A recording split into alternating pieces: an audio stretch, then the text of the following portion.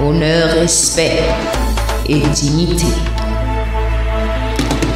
Le peuple habitant l'île ci-devant appelée Saint-Domingue convient ici de se former un État libre, souverain et indépendant de toute autre puissance de l'univers sous le nom d'Empire d'Haïti.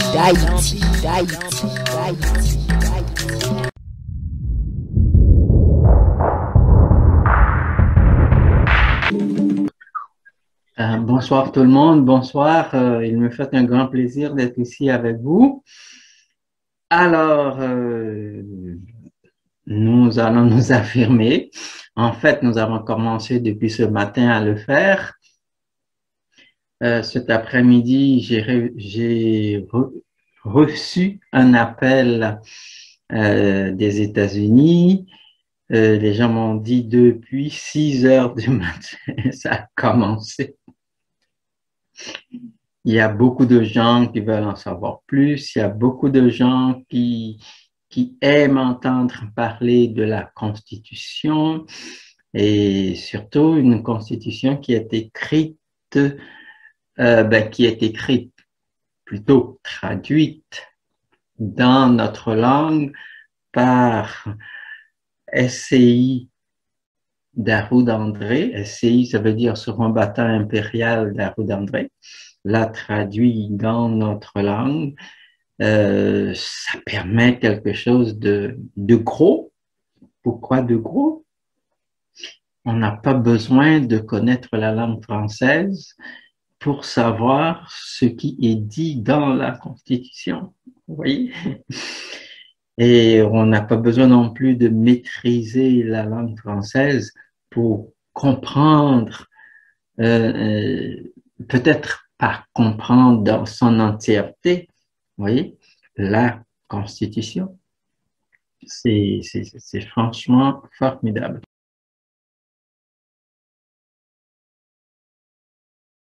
Bon, là, on est presque prêt. Quelques petits ajustements et ça ira. Et je ne parlerai pas beaucoup, je ne dirai pas beaucoup de choses pour une raison assez simple. Je veux que ce que les gens entendront ce soir soit bref et surtout, je veux que cela dure longtemps. Ce n'est pas nécessaire qu'ils comprennent tout, mais au moins ce qu'ils retiennent peut servir à quelque chose. Alors, c'est aujourd'hui le 20 mai 2021. La journée du 20 mai est très importante pour les habitantes et habitants de la planète Terre. Pourquoi? Parce qu'en ce jour, plus précisément en 1805, j'allais dire 55,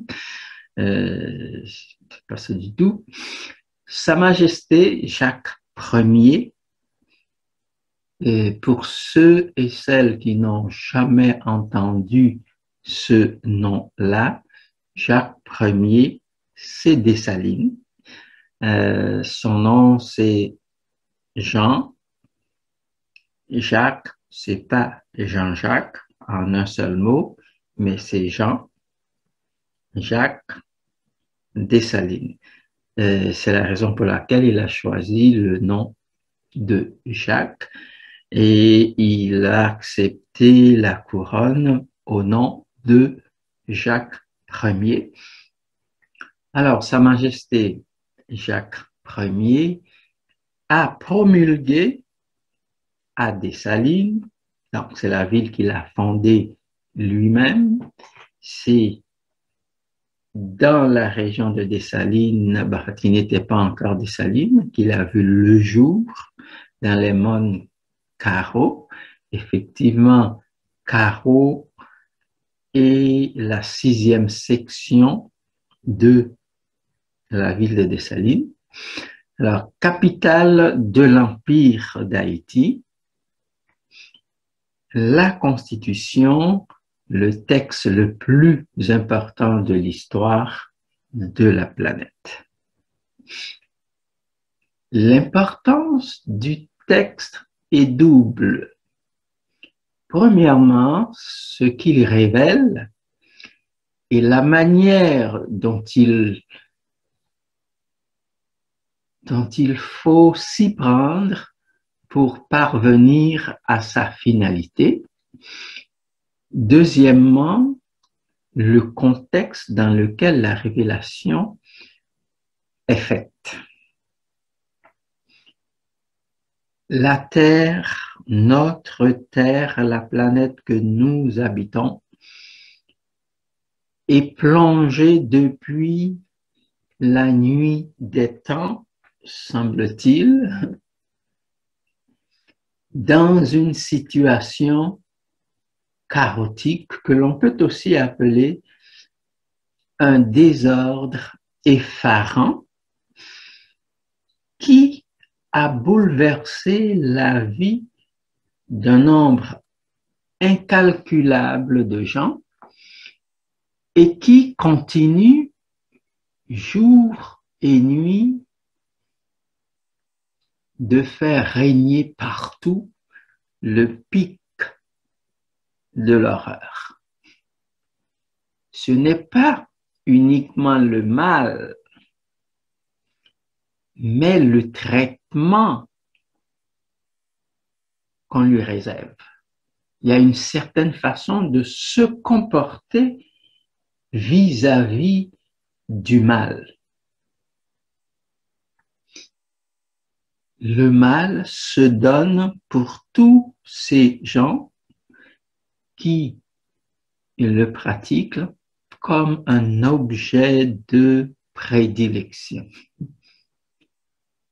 On connaît très bien la douleur que cause le mal. Certaines personnes pourraient dire, ces gens-là, pourquoi? Ils ne savent pas ce que c'est le mal. Oui, ils le savent. Ils le savent assez bien.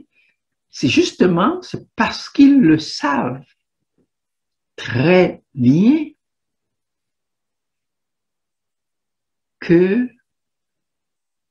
ou plus précisément, qu'ils attachent autant d'importance au mal.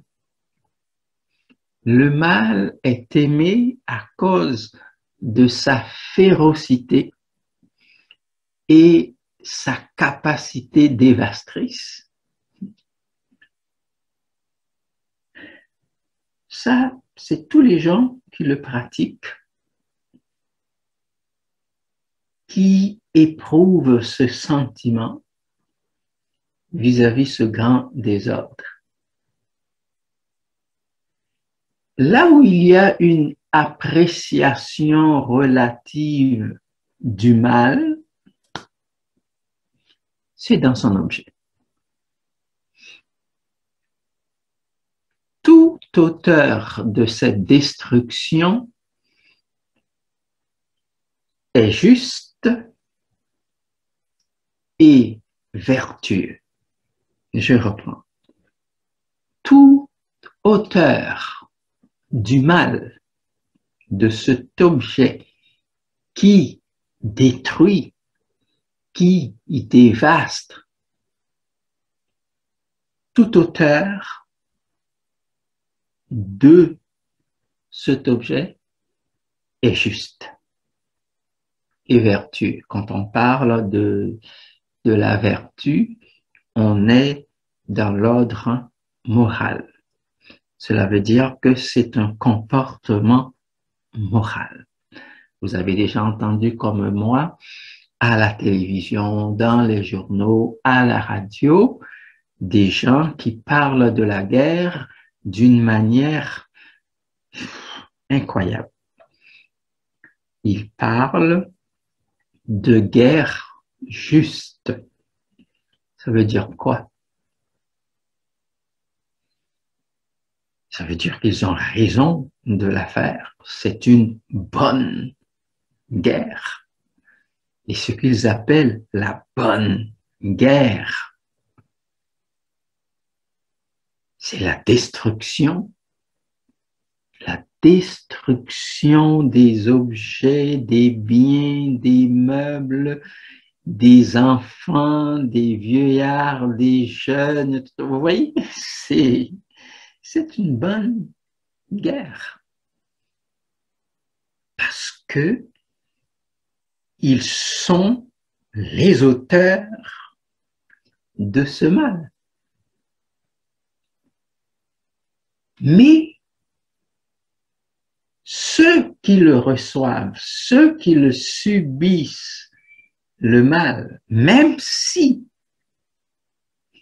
s'agit de ces gens qui en parlent de manière vertueuse, disent que c'est une bonne guerre, si c'est eux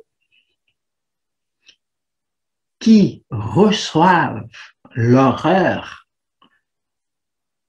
ce n'est pas une bonne guerre, parce qu'ils ne méritent pas ça. Vous voyez, la guerre, là, ou le mal, c'est quelque chose de relatif, ça dépend de qui le donne, qui le reçoit. Tout est une question de position. Pour le dire d'une façon laconique, le mal est mal pour qui en est la victime. Donc, cela veut dire quoi? Que le mal est généralement bon. Il est aussi généralement mauvais. Les deux camps, oui, le reçoivent d'une façon souvent contradictoire.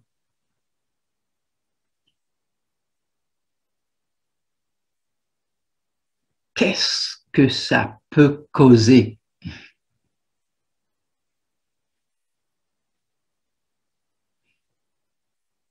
On tient au mal. Oui, des deux côtés. Des deux côtés, puisque c'est la même personne. Quand elle subit, il y a une interprétation au mal. Quand elle le donne, il y a une autre interprétation au mal. Les deux visages se trouvent dans un seul visage. Alors, ils aiment tous le mal, et s'ils l'apprécient tous et tout, jamais ils n'accepteraient qu'il disparaisse. Personne n'a d'intérêt à le voir s'évaporer. Ça garde là le mal. On fait tout pour le garder en mouvement, car un jour ou l'autre, on aura besoin de ses services.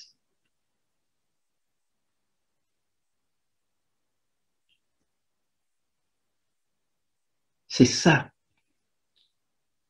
le grand désordre. Semer le pic de l'horreur. Quelles sont les conséquences du mal? Des peuples vivant tranquilles sur leur territoire disparaissent sous l'agression des autres qui arrivent de très loin. Souvent, ils ne savent même pas que ces gens sont là.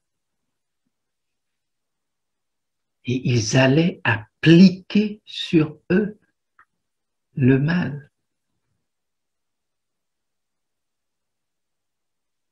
Il n'y a aucun mal à faire du mal. Des peuples sont pillés, violés, massacrés, torturés. Il n'y a rien de mal à tout cela parce que nous dit-on, tel est l'ordre de la nature. La nature, quelque chose indescriptible, on ne sait même pas qu'est-ce que c'est finalement. Souvent, on appelle là où il y a beaucoup d'arbres, beaucoup de fleurs, beaucoup ou de plantes, beaucoup de végétation, on dit c'est la nature. Donc, quand on fait usage du mot de nature en ce sens-là, on parle de ce que l'on voit. Mais quand on nous parle de l'ordre de la nature, c'est tout à fait autre chose. C'est une puissance cachée, une puissance que l'on ne connaît pas, voyez, mais qui préside la marche du mal. Ne dit-on pas que la conquête est naturelle? La conquête, c'est le mal. C'est le mal que l'on sème, qu'on applique sur les gens. Alors ça relève de l'ordre naturel. Donc, le mal est bien vu. C'est dans ce contexte vertigineux que la Constitution du 20 mai 1805 est promulguée. Cette Constitution récuse d'entrée de jeu la force du mal. Elle n'accepte pas l'ordre de la nature. Pourquoi? Parce que dans la Constitution, il est dit que l'ordre du mal, la force du mal, ce n'est pas l'ordre véritable des choses. L'ordre véritable, selon la Constitution, c'est qu'il y a un principe producteur de toute chose, ce que nous appelons notre Dieu, bon Dieu, dire le vrai, le grand maître là.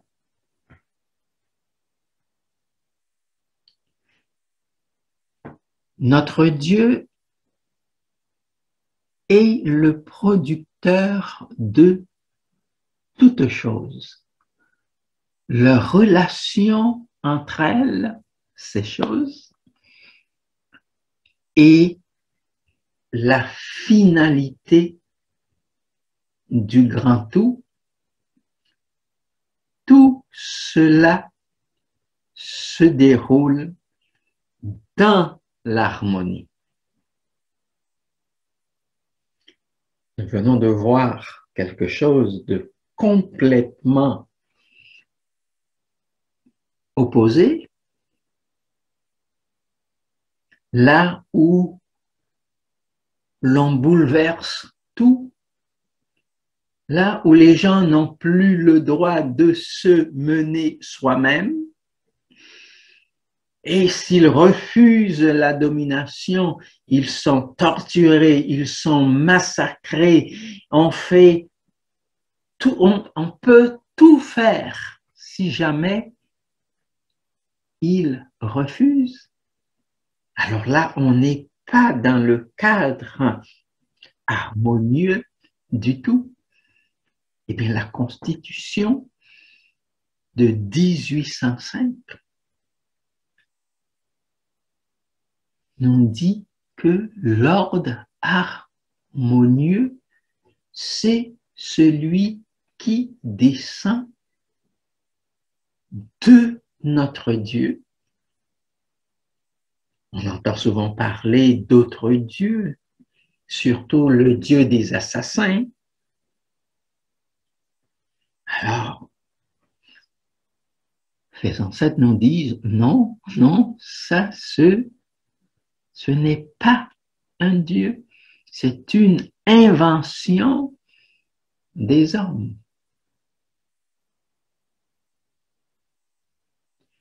Ce Dieu ne reconnaît pas l'ordre véritable et c'est la non-reconnaissance de ce bras, celui qui présente les choses constitutives du là, comme des éléments interdépendants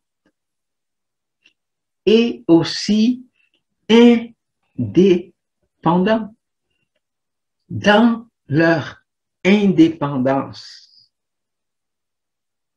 elles se mènent, elles suivent leur propre constitution.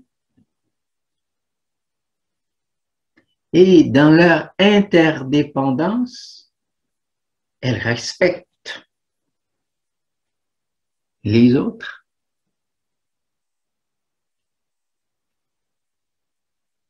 Mais ce bras, par les agents du mal, n'est pas respecté et tout est là.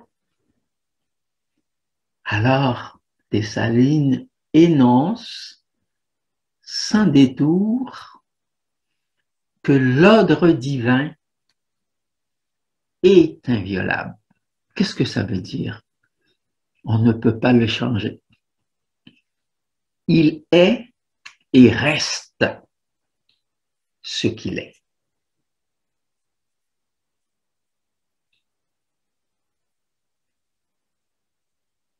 L'aune de tout ce qui se fait, c'est l'ordre divin.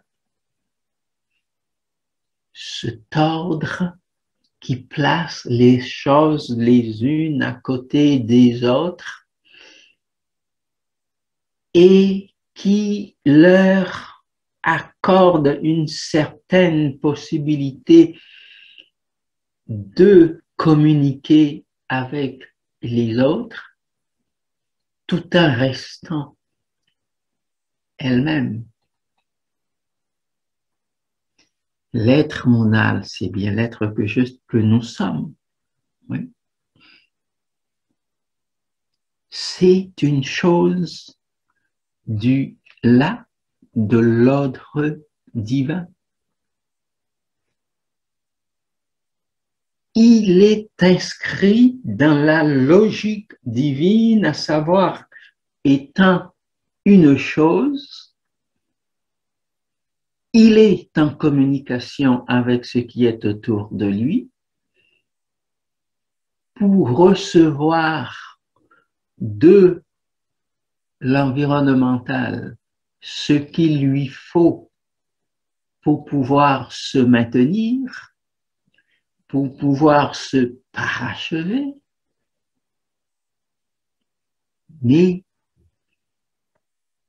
le maintien et le parachèvement sont organisés par lui parce qu'en tant qu'une chose du là, il a l'indépendance de se donner la conduite nécessaire pour arriver à tout cela.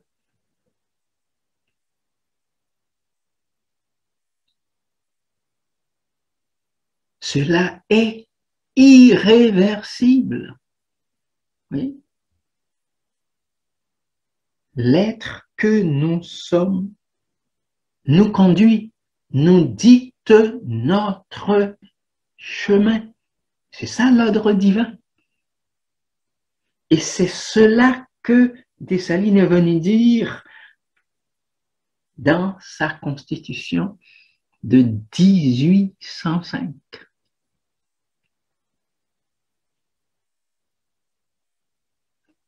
Ce qui est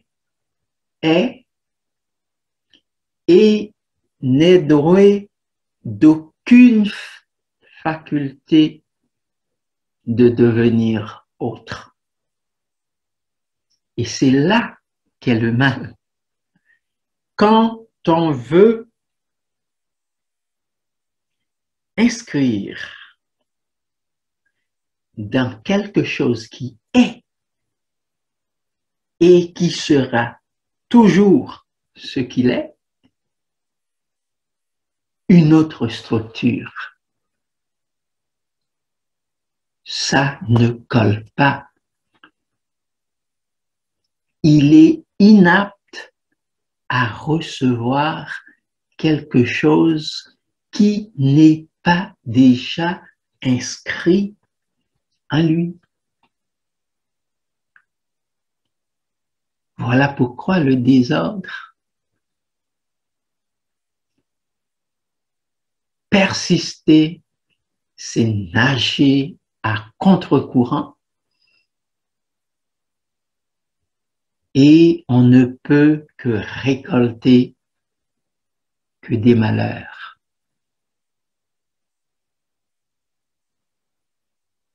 Le 20 mai 1805 dit aux gens: ne vous laissez pas faire parce que vous êtes ce que vous êtes et que rien ne peut vous transformer en autre chose.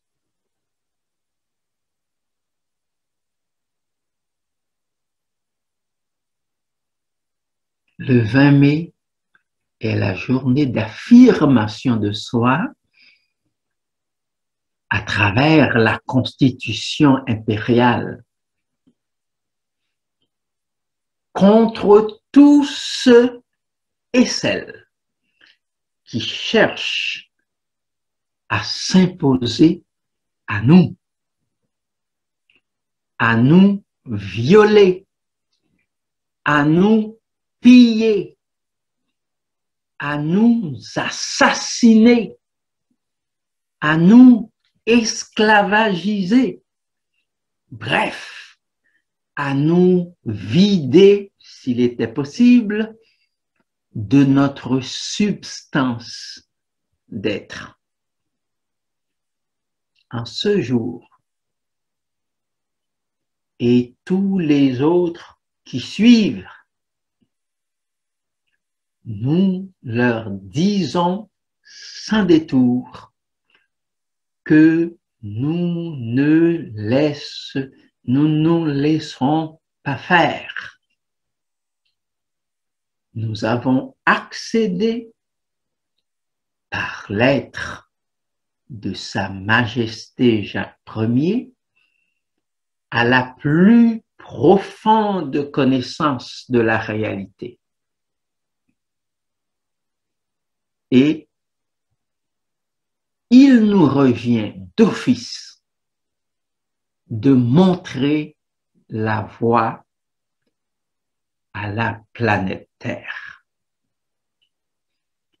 J'ai fait un livre qui porte le même nom que le titre d'aujourd'hui, de la journée d'aujourd'hui, dans lequel j'explique en long et en large la Constitution impériale de 1805, celle qui nous affirme, celle qui nous encourage à rester nous-mêmes et à mettre à genoux les agents du mal. En nous affirmer tête non, pas bien rien qui est capable de détourner nous dans ça que nous y.